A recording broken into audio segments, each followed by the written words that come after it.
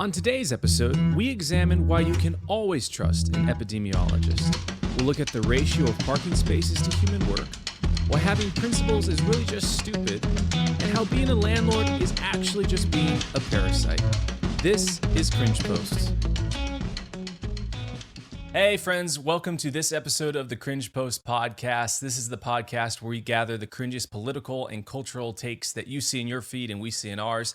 We break down where they went wrong, point out the underlying assumptions, and try to have a little bit of a laugh along the way. My name's Britt. I'm here with my co-host Donnie. And before we get started, make sure to like, share, and subscribe to our show. It helps us get the message out there and helps us grow, and we really appreciate that. Also, if you're listening to this podcast via audio, on Spotify or Apple Podcast or wherever, we have a visual show companion so you can kind of see some of the memes and the videos and pictures and different things that we might have during the show, and you can check that out at cringepost.com. Before we get started looking at other people's cringes, we like to, kind of point the finger at ourselves and whether it's a cultural or political take or, just kind of a cringy take from our youth. We like to show where we've gone wrong and stuff that's embarrassing. So as Donald likes to say, we're not throwing bricks from glass houses. So I've got this tweet from Donald, and it's from a thread that was deleted. But Donald was discussing, and comparing the Windows Phone versus the iPhone. And I remember you and your brother were very, very much Windows Phone fans in college. And this is the year before we met, but. You replied to, and commenting on Apple, you said, maybe, but Apple's day is coming soon. Their death won't be a surprise when it inevitably comes. What's Apple's market cap right now? Yeah. Me waiting, 11 years later, like it's coming. Just wait. $2.7 trillion. That's their market cap. Yeah, I think I was too much in my head about, seeing what I thought were pretty obvious signs of being Apple overplaying their hand in the smartphone market. I think this might have been the transition from iPhone 4 to 5, I think, because the 4 was kind of a big change. But the 5 was like the 4, but a little bit taller, I think. And so it was kind of like, oh man, such great innovation, and it's charging so much money. Thinking, that Windows Phone would be able to disrupt the market, which it didn't because of the lack of support from app developers and stuff, which makes sense. Like if you're going into an ecosystem, like you're trying to build an ecosystem, you need developer support. And as Microsoft's, CEO very famously chanted one time, developers. Watch that video if you haven't. It's insane.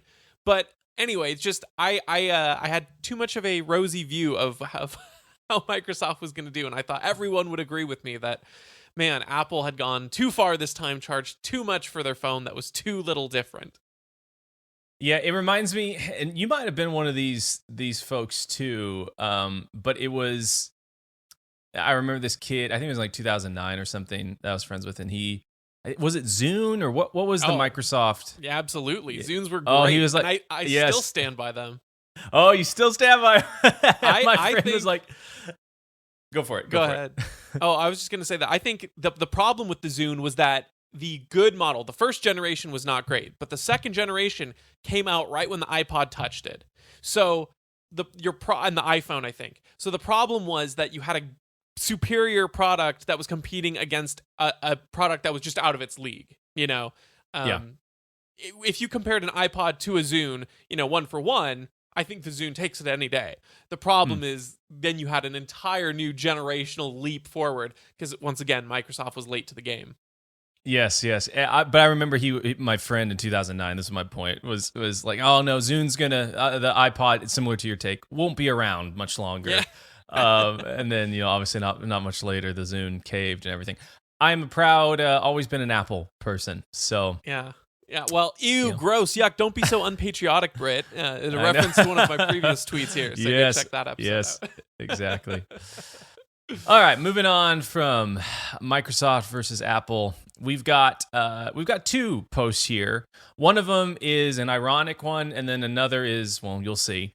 So George Alexopoulos, or G Prime 85, he's a comic book or cartoonist, and he writes comic books and other cool things. He's been making these satire cartoons, and for those of you that are listening and are not looking at the visual show guide, it's a picture of a plane in the shape of a coffin, and his title for it says, "Ladies and gentlemen, I am pleased to announce passengers are no longer required to wear masks." That's on the comic. And then he captioned it himself. He said, "Imagine the horror of being on a plane. Then in mid-air, the pilot announces everyone can take their masks off. Now you're locked in a flying coffin with literal plague spreaders. And worst of all, they're smiling." Really funny post. Like totally mirrors like the cadence and like the snarkiness of the corporate media. And obviously very ironic, right? This guy's a very proud and based free speech guy and been against the whole mask mandate and all that stuff ever since the beginning. Anyways, someone who couldn't take the joke, we're not going to say her name, but she retweets this comic knowing that it is a joke and that it is made ironically, and she says this, but unironically. It's like, come on, lady. Like I don't know what to say. Like, we could talk about how ridiculous it is that, the masks were being mandated on the planes in the first place, and I remember flying a couple times during the pandemic. It's like, okay, everyone wear your masks on the plane, but during food, when everyone is eating, take it off during sips and bites. Like, just what a ridiculous concept that was. And then obviously the other aspect of it, which is like basically no state has a mask mandate. Even very lefty Washington, where we live, doesn't have a mask mandate anymore, but you still have to wear it on the plane. I don't know. What are your thoughts? Well, to that specific point, I may have told this story on the podcast before, but it's been a while. I still think the funniest thing about that is how strict and stringent everyone was about these airline regulations, where I was flying from Florida. I'd come from a conference where no one was masked. There were like hundreds of people, no one was masked. But I was flying back on the plane, and I had my earbuds in and my mask on, and I was watching a movie. And the hostess comes by with the snack tray thing and asks if I want a drink. And so instinctively, I meant to pull my earbud out of my ear so I could, hear and pause the movie or whatever. But I just kind of pulled my mask down just because it was sort of I was distracted, and that was just the natural motion that my body did. I just, "Oh, can you put the mask on? Mask up, please." I'm like, "Oh, yeah, sure, sorry, whatever." So I put the mask back up, take the earbud out. She's like, "Can I get you a drink?" I'm like, "Yeah, can I get a Coke?" She pours it, and then I drink it, right? Take the mask down and drink it while she's talking to the passengers right next to me, and there's no problem. And you're like, what is going on in this clown world? COVID immunity activated. Yeah, exactly.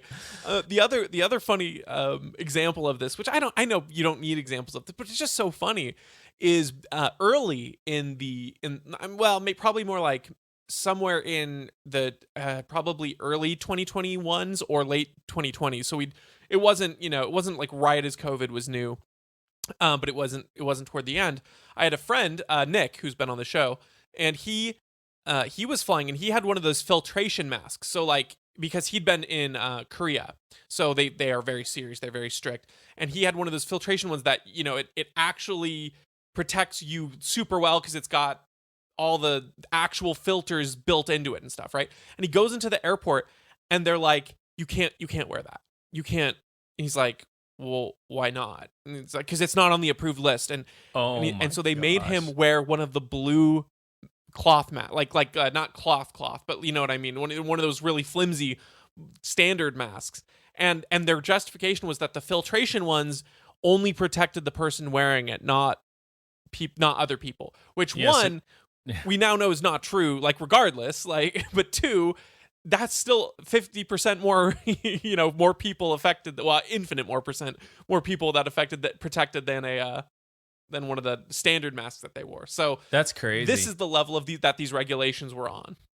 Yeah, and that's my wife and I were going to the doctor, and this is not that long. It was like 2 or 3 months ago, so pretty recent. And you go in, and because I have a family member who's pretty autoimmune compromised. So when I hang out with them, I actually do wear like an N95 right now, not because of COVID, but because of anything, right? Like I don't want to get this person sick at all.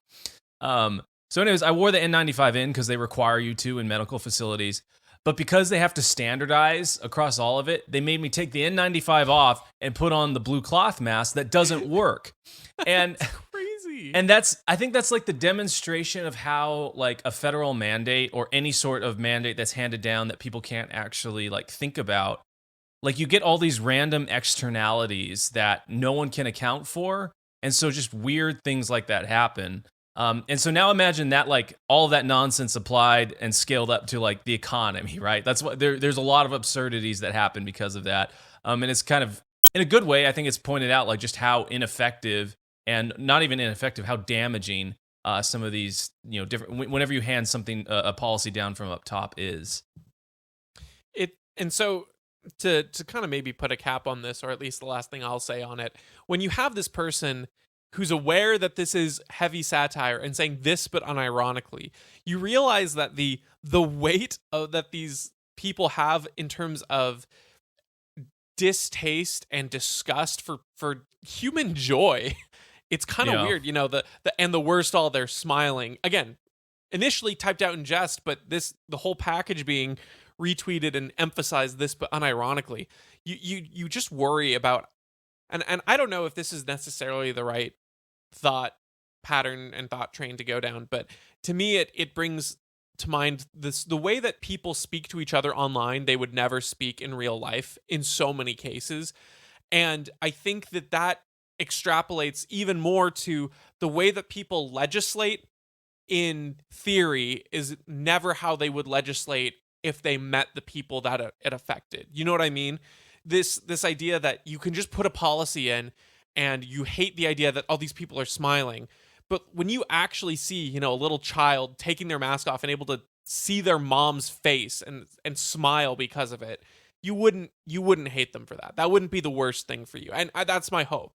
My hope is at least that a lot of these people are just separated through this wall of, whether it's online or just, TV media communication or whatever, this artificial barrier is constructed between them and fellow man. And I think it's a symptom of being terminally online, if that makes sense. Absolutely. All right, moving on to our next one. We have got a doctor, and she tweets out a picture of herself, and she writes, "In defiance of the mask mandate removal, I'm double masked and bringing some sass to the airport this morning." And there's a picture of her with her double mask on, and then a shirt that says, "Trust me, I'm an epidemiologist." Okay, so I'm going to steel man her for a second. So all the mask mandates and vaccine mandates have been lifted, which is great. I think that's the right call for it. What's kind of crazy to me is they're removing all these things, and if you go look at a COVID chart in terms of deaths and infections, we're basically about the same today as we were last year in April and March of 2021. So to her point, if she thought that she needed to wear that and everyone needed to wear it in March and April of 2021, if she's following her own reason and not moving along, then yes, you should probably still wear them today. The difference is we all know it. It's obvious, right? We've had a year of data that shows none of this works. Not even a year. We've had 2 years of data that shows none of this works. So I'm not going to trust you if you're the same type of epidemiologist that has recommended these destructive policies that have literally hurt millions of people around the world and put tens of thousands of businesses here in the United States out of business for basically little to no gain in anything. I'm not. If you're one of those epidemiologists, there's no way in heck I'm going to trust you. That's where, early on in the pandemic, that kind of argument might make more sense, right? I'm an epidemiologist, trust me on this. But as we've seen, now that we have verifiable data that you're referencing, we can see the numbers ourselves. You can interpret data even if you aren't an epidemiologist, even if you're not an expert. You can look at the numbers and you can realize that, oh, wait a minute. All these people who claim to be the experts, they don't know what they're doing. They were not correct in this. And even if they thought they knew what they were doing, they weren't right. So at this point, I have a higher source of authority than just your claimed title of authority. The trust me, I'm an epidemiologist is just a very, very basic appeal to authority fallacy. Now, authority as in a title or a qualification or study or whatever, it can give you more credibility. I think that's one thing that sometimes people who want to attack appeal to authority arguments miss is that no, authority gives you a higher level of credibility in some cases. If I'm gonna talk to two people about how I should get over an allergy, and one of them is an allergen specialist and the other guy sells cars for a living, the person who's an allergy specialist has more authority, has more credibility. Now, it doesn't make them right, and that's where the fallacy comes in, but it does give them more credibility. But the problem with this person is now, wearing this "trust me, I'm an epidemiologist" thing. Yeah, that's your source of credibility, but I have something way more credible, and that's numbers. That's hard data. Yeah. That completely trumps your appeal to authority in every total way. And then, of course, the sort of bigger takeaway here being, you could always do that. No one, Yeah. the Rick and Morty, like, I'm leaving. You could always do that, as he walks out of the place. And that's what's going on here. In defiance of the mask mandate being removed, I'm double masking. Okay. Yeah, That's the fine. great thing is it's not a no mask mandate, it's a removal of a mandate. And that's the difference. See, we believe in freedom. We believe that you should be able to make those choices yourself, and if you want to, you are free to. And if you don't want to, you're free not to. Yeah, if you want to walk around like a crazy person in spite of all the data that is contrary to your opinions, that's totally fine. Like, you go for it. I want to kind of talk about what you were saying about like the credibility aspect, which is, it's like, yeah, in that scenario with the allergy, it's like the car salesperson versus the allergen expert, quote unquote expert, would be, yeah, initially before either of them open their mouths, the allergen expert has more credibility. But what if the allergen expert's like, hey, like, in order for you to stop your allergies, you got to cut off your pinky finger. It's like, oh, you've opened your mouth, even though you're an allergen expert, like, your advice isn't good, and it flies in the face of all data. So I'm not going to take your word for it. And so, at the beginning of the pandemic, in March of 2020, someone that's like, hey, I'm an epidemiologist, you should trust me that this is going to be a big deal. It's like, okay, I'd like to listen to what you have to say. The problem is they didn't really say anything. They had no data other than, oh, it's going to be really bad, very much bad, scary pandemic. And then a year later, when we still have even more data, and we're like, hey, can you explain this data? Like, why are we locking down the way we are? Why are we requiring masks when it's pretty clear they don't work? Why are we requiring people to get vaccines when we know that they don't work, that they don't even prevent transmission? And they didn't have an answer other than, trust me, I'm an epidemiologist, it works. It's like, well, that's not gonna cut it anymore. We actually have this information. Like you're saying, I've got something better than your title. I've got the actual things in front of me, and it's like very 1984-esque, right? It's like, don't trust the evidence of your own eyes. Just trust me because I'm an authority figure. Well, and this is kind of similar to some things we've said in different ways, but to the point where if this was as bad as they said it was, people would voluntarily choose to lock down and quarantine and all of that. And to put it another way, if someone, I may go to a medical professional and say, I don't want to catch a cold. What do you recommend? And they may even be correct. Now, I don't think they were in this case, but they might even be correct and give me advice to say, well, if you don't want to catch a cold, don't shake anyone's hand, don't interact in public, don't go outside. In fact, it's probably best if you just go inside your house, don't leave your house, maybe step on your porch and get some sunshine, but stay inside and you'll avoid a cold. And then I have this data that this advice they've given me as a medical professional. And I think, okay, now that I have this, I'm going to weigh my options here. Is the cure that they've prescribed me worth not going outside? Is it worth avoiding a cold? And you'd say, no, that's ridiculous. I'm willing to risk a cold. And then the problem is now all these people are, oh, you don't believe in science? It's like, well, one, I'm skeptical, but two, even still, there are things that you need to consider the cost benefit analysis, the trade-offs. Yeah, absolutely. It's just crazy to me that, like, when Fauci was interviewed about, hey, did you consider the economic and social trade-offs for like these lockdowns? And he said no. It's like, dude, like, if you're going to recommend a policy, if you're saying you're more than an epidemiologist, right? Like, you're going to make a recommendation of far above and beyond your field of expertise, which is predicting how a disease is going to, cascade throughout society. If you're going to you can't make a univariate analysis and recommendation. You've got to take all these other things in. I don't think any one person should have that, because it's unreasonable to expect anyone to be able to make that calculation. And I think that's our philosophy. It's like, hey, outsource that calculus to the market, and things will fall where they are, and it will even out, and the best outcome will result from it. Totally agree. Moving on to our next one, we've got Dan Price. And Dan Price, for those of you who don't know, he's a local Seattle business owner of a company called Gravity Payments. And I think it was back in 2015 or 14, he raised the minimum wage at his company to $70,000 a year. So regardless of whether you were a janitor or if you worked in accounting or wherever, like, you earn $70,000 a year. And his business actually started doing really well. People had, more family members, like they started having kids. Productivity went up, and his business grew a lot. It was a very big success story, which is awesome. I think you and I both think that he should have done that. Since then, he's kind of been very, very vocal that his model of how he does business should be put on everyone. And his tweet that we're going to look at right now is Dan Price tweets, "There are workers who make less per hour than parking spaces, and people still think the minimum wage should stay right where it is for the 13th straight year." So here's the problem with this. There are parking spaces that are worth more per hour than what other people do for work.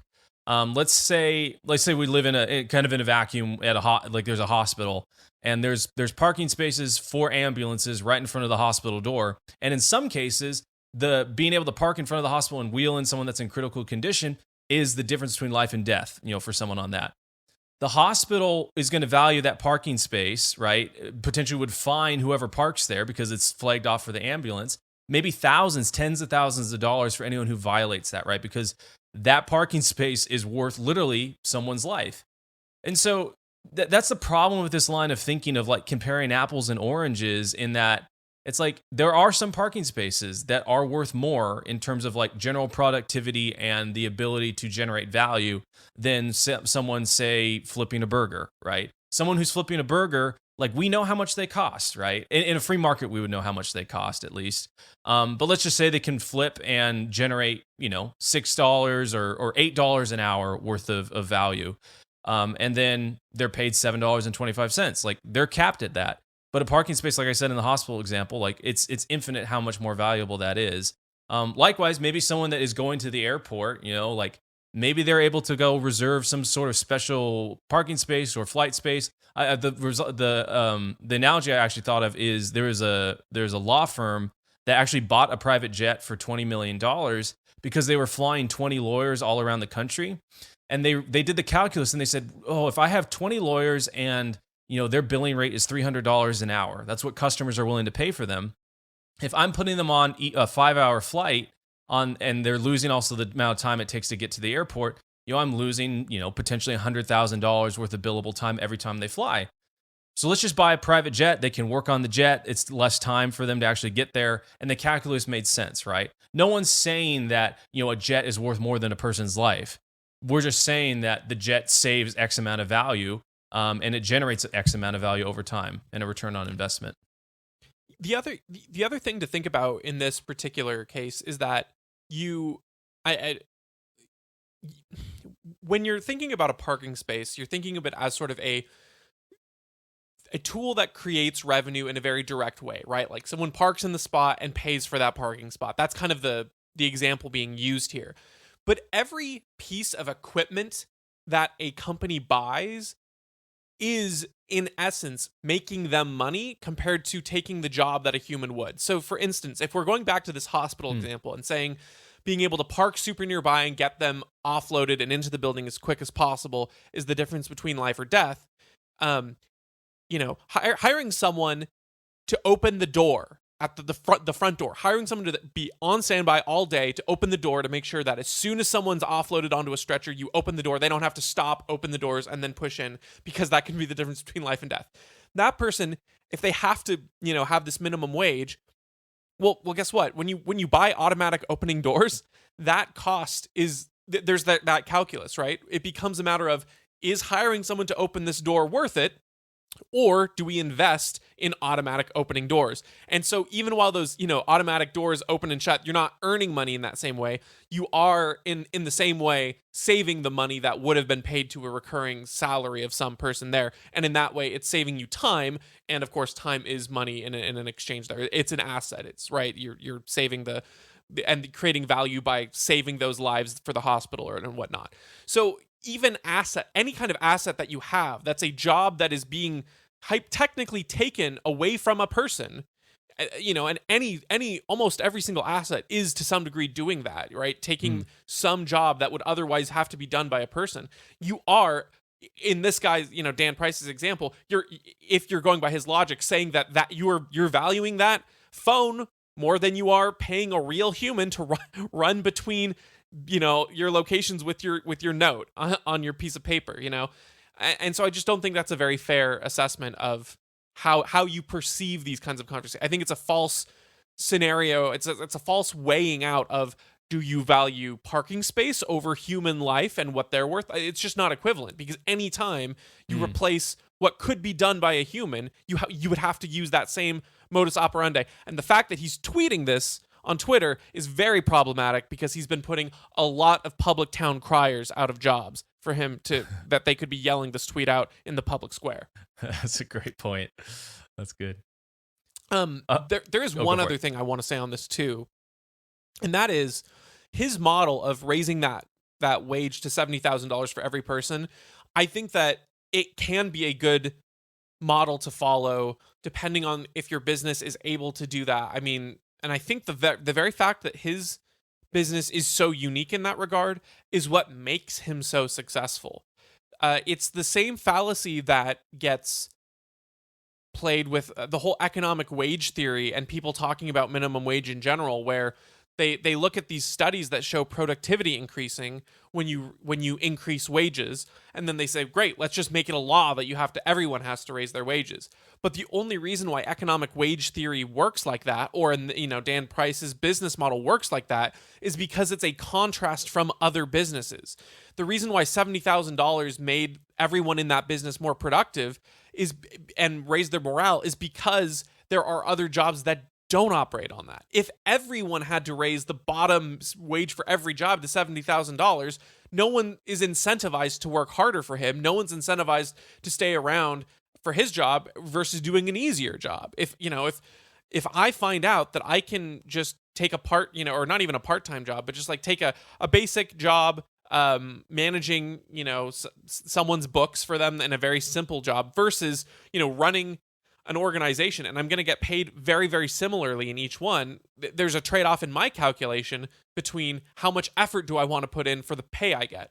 So when you have these minimum, rates in a business, even though they're all minimum within that business ecosystem, you can't just look internally. You have to look externally and see the reason why productivity can increase is because you are a unique outlier compared to the other jobs that are in the area and the other jobs that you would have available to you.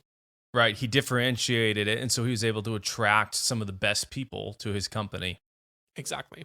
And they would work hard to keep it. That's right. A fantastic point. Right. All right, moving on to our next one. We've got a Twitter user, and she tweets out, if you don't want nudes leaked, don't take nudes. More this week. To avoid being robbed, own nothing at all. To avoid murder, die right now. I mean, there's a lot of things wrong with this, right? And it's like it's this weird cultural thing that the left has of like they are removing themselves from responsibility, right? It's like, yeah, like obviously whoever leaked your nudes or whatever it was, like that's an awful thing to do to a person. Absolutely. Do you think that there was wisdom in potentially taking those and sending them or putting them in a place that's like vulnerable, like for people? If I walk around and I've got $100 bill half hanging out of my pocket, and I walk through a downtown market in Seattle, it's like, I've opened myself up more likely to the possibility of that those $100 being taken away from me, right? And it's like, you got to take self-responsibility. Of course, someone stealing that from me is wrong, but I'm also a fool for putting that out there for someone to take, right? Like it's like I can't acknowledge human nature. And that's one of the, I guess that's even in the same case of like Dan Price, right? It's like you got to acknowledge human nature and that people respond to incentives. And he weirdly understands that, like, oh, I raised the wage to $70,000. Like, I'm going to get people to go there. It's like, hey, lady, if you put nudes out there and you send them to people that you can't trust, human nature, that is not always awesome. There's a chance, probably pretty high, that someone's going to leak those.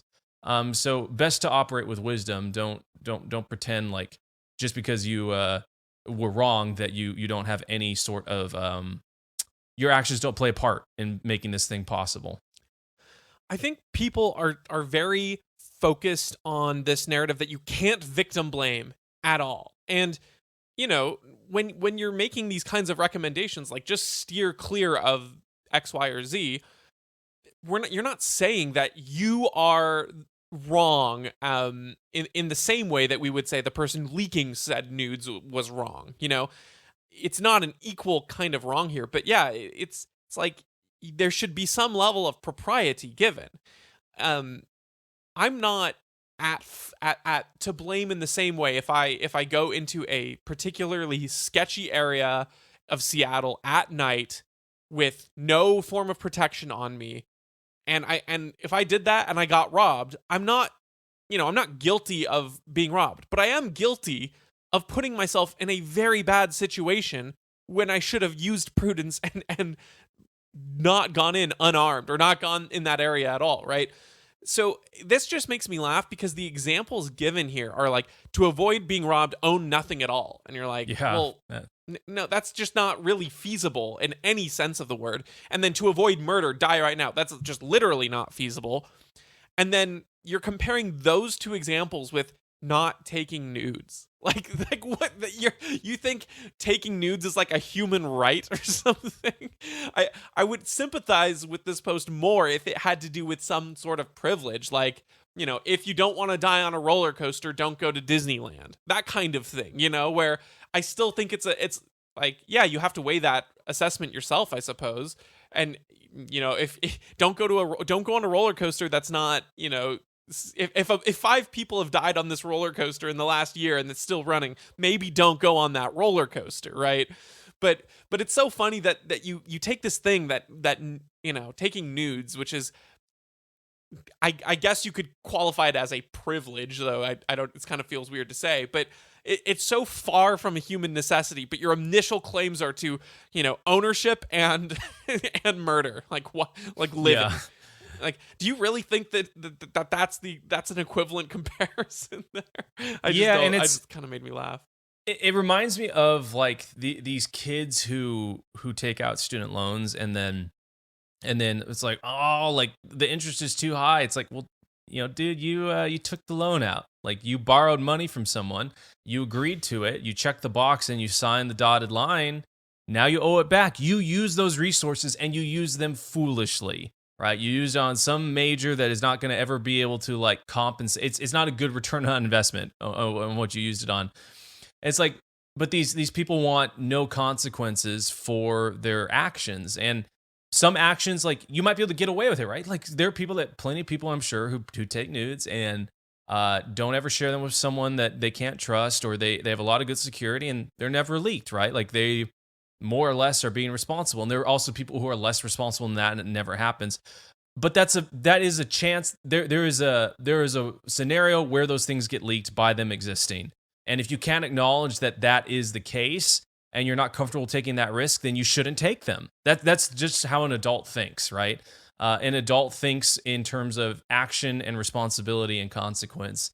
And this person clearly is not an adult yet. I completely agree. All right, our next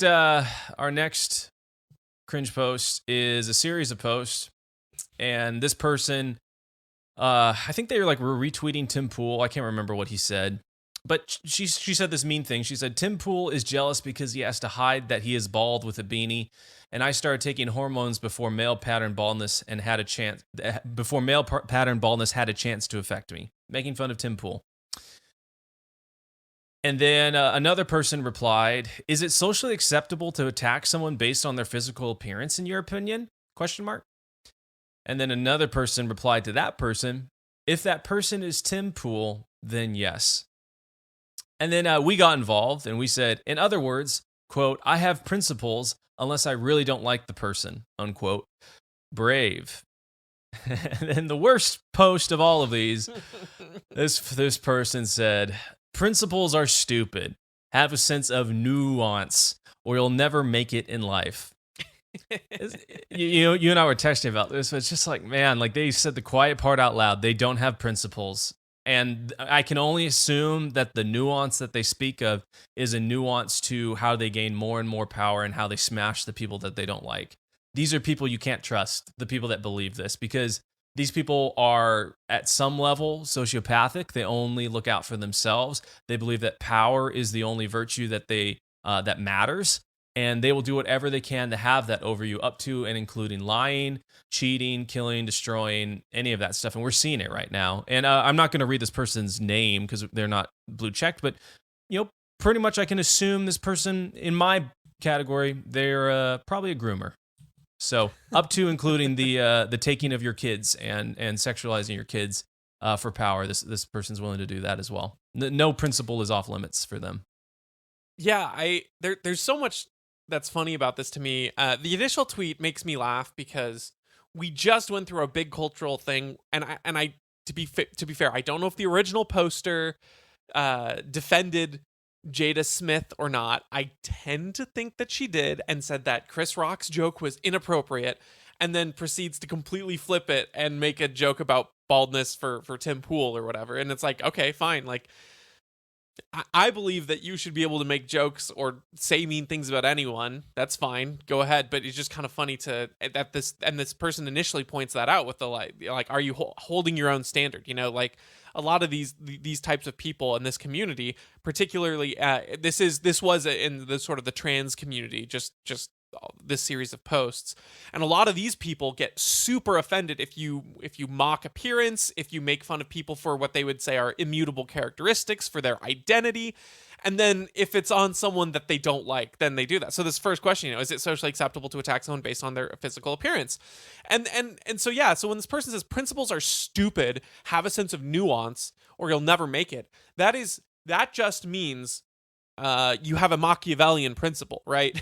That's your principle, and the ends justify the means.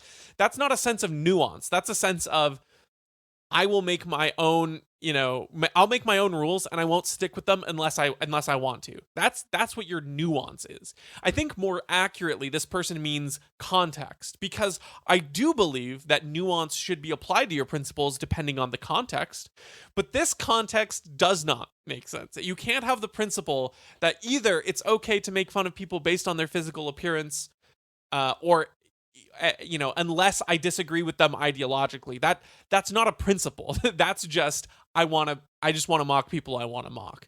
Unless you can piece together for me a coherent philosophy that informs your principle there, it isn't a principle. And so this person being like principles are stupid just really, really gave it away. And so it's not a sense of nuance. It's just a sense of, I am going to do as I please. I'm going to do the Nietzschean will to power, and you can't ever condemn me on my own terms because I will always move the goalpost.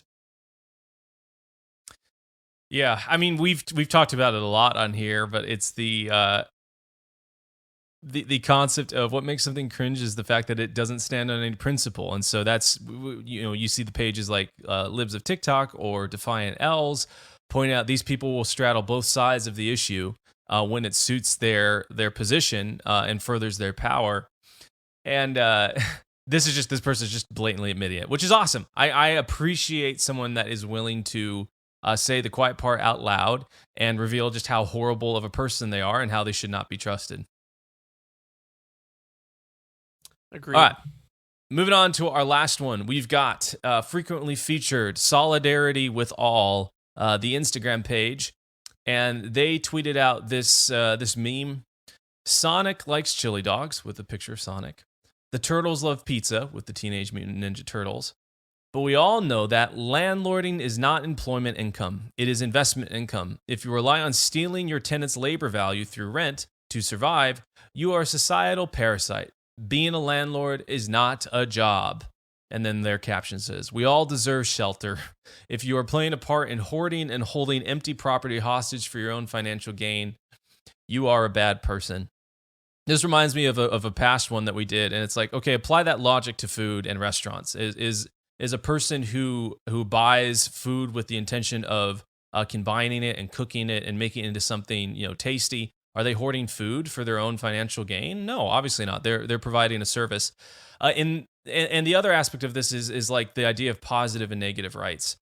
When they say we all deserve shelter, that's a positive right. The problem with the positive right is that it requires something from someone else. Unless you have the right to build your own shelter, like go for it. If you can assemble and ethically assemble all of the different pieces for it without hurting someone or stealing from someone, then go for it. Go grab your wood and go grab your drywall and figure out how to make a nail and all these things and build your own shelter, right? But you don't have a right to force someone else to build shelter for you. And what do these people think like a house is? They can't afford to build a house, right off the bat. The benefit that landlords bring, not only, let's set aside the aspects of like management and making sure the house is upkept and all the different aspects of it are, maintained. The landlord has taken their resources that they've accumulated and poured it into shelter that is built that no one else can afford yet, right? Like someone saved up. Most people that own land that are not like a BlackRock corporation or anything like that, a lot of these people are older, right? They've assembled resources over time and they poured it into something valuable like housing, and then they rent it at a fair market price to whoever is willing to purchase that. And the only reason a person purchases rents from a landlord is because they don't yet have enough capital to build their own house. Yeah, and I you're talking about sort of the first initial piece of value they provide there, but I think it is also very important to emphasize this upkeep and this maintenance that happens, because it's very easy to think, oh, a landlord doesn't do anything. But over the course of years, a piece of property, either built on or not, goes through decay and atrophy and all these things where the natural state of things is chaos. It's not order, and things that are in order without maintenance fall into chaos. And so to think even about like a plot of land that isn't maintained and isn't cultivated at all, it becomes overgrown, it becomes unusable. You have to make sure that the foundation itself is safe to build on before you can even build anything. And then let's say you built a house on it, and if it's not owned and not taken care of by someone, then it falls into decay. And so to pretend that every single house that is, house or building or whatever that's being rented is like would just be snatched up by an individual person is a very silly idea, because the kind of capital that's required to not only initially build but then to continue that maintenance is huge. That's one of the reasons, one of the absolute benefits that people see in renting is that they don't have to, something terrible happens, like a tree falls over and bashes in the roof. You don't have to pay for that roof anymore. That's not your responsibility. That's the landlord's responsibility. And so these things where the natural state of things will inevitably turn what is order into chaos, it's a price, it's a cost, and it's something that the landlords have to put not only money into, but often their own time and effort. So that is much of the value that's being provided, not only while tenants are living there, but between tenants, finding someone else to live in that space, making sure it's clean, making sure it's not overrun, making sure it's presentable, making sure that it is safe and sound, and those kinds of things. And it's not to say that every landlord does it perfectly, but I will tell you that on average, the living conditions of private landlords renting places out is very much higher than the average government run situation, Yes. housing, low-income housing or other. Yes. And that's something people don't understand is ownership conveys responsibility, and responsibility protects whatever asset or land or thing that is owned. I used to work for a mechanical company, and we have here in Seattle a bunch of different I don't know how to put them. They're not low income because they're not charged for it. So like we have a really big drug problem here in Seattle, and the government subsidizes this nonprofit that provides housing. Like they buy up huge blocks of housing, and then they let anyone that has a drug problem come in and live there. The problem is because these people don't actually own it, and they're just kind of given it. The place is a very dangerous spot, very, very disgusting. Human feces all over the place, open needles and blood and things all over.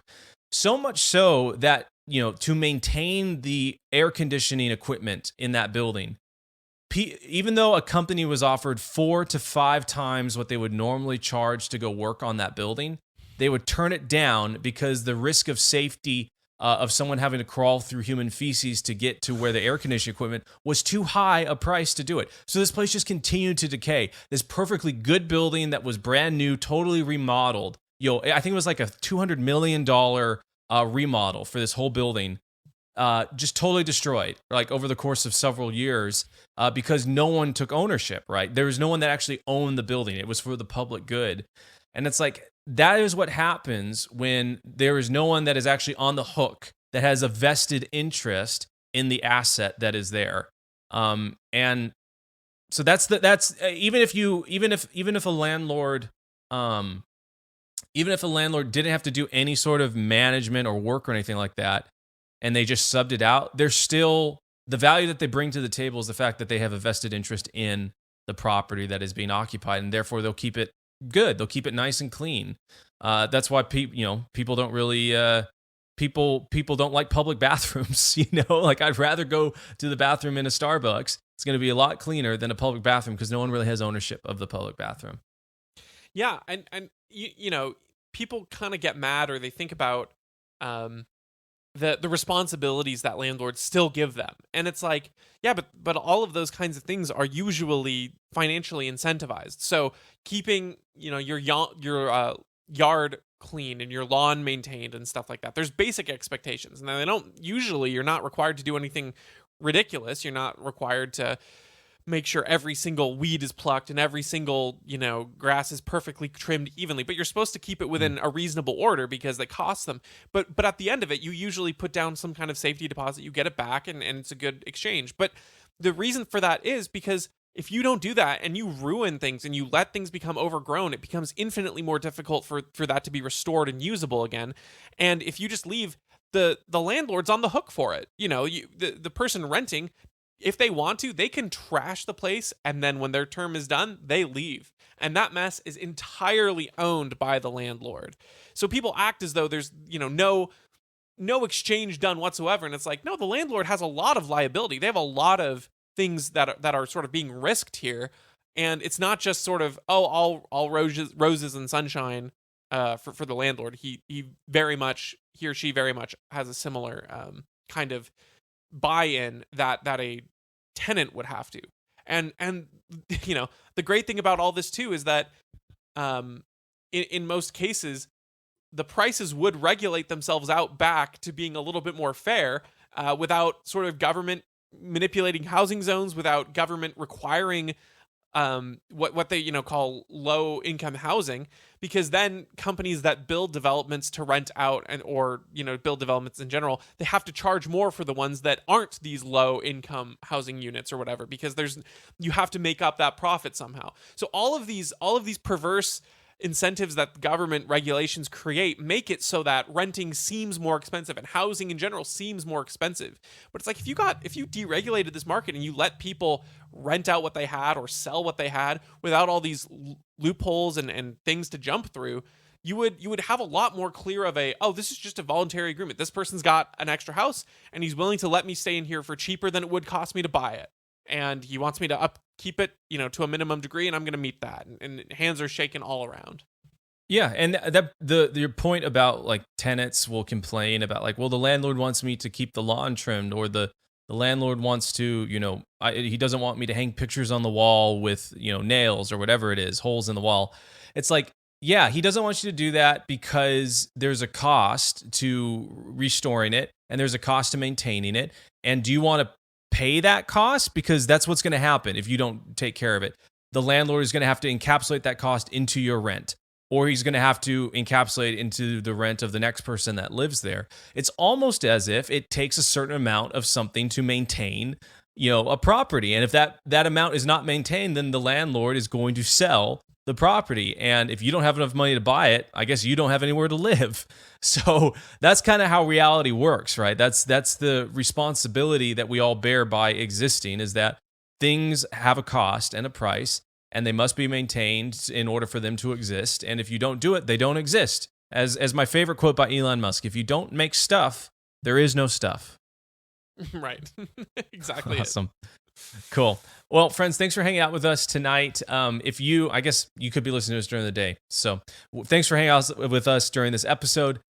Be sure, again, to like, share, and subscribe. Really helps us out. If you have any feedback for us about the podcast, please let us know in the comments or DM us or anything like that. We'd love to hear from you. And we'll catch you next time.